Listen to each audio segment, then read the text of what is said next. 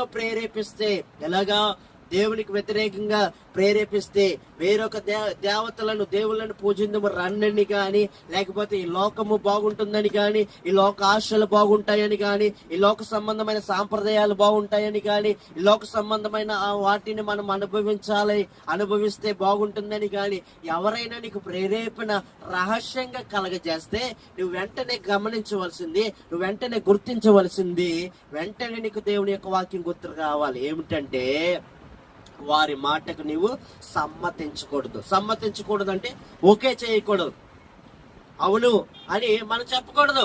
ఇది ఎవరి ప్రేరేపణ మనం గ్రహించాలి. సాతాను కూడా యేసు ప్రభువు వారు నరమానవుడిగా ఉన్నప్పుడు వచ్చినప్పుడు వెంటనే ఆ సాతాను మాటకి వెంటనే సమ్మతించలేదు. ఆయన దేవుడితో ఆయన ఏం చేశాయి అంటే పోల్చుకున్నారు. మనం కూడా యేసు ప్రభువు వారి ఎత్తుకు ఏ విధంగా సాతాను వచ్చి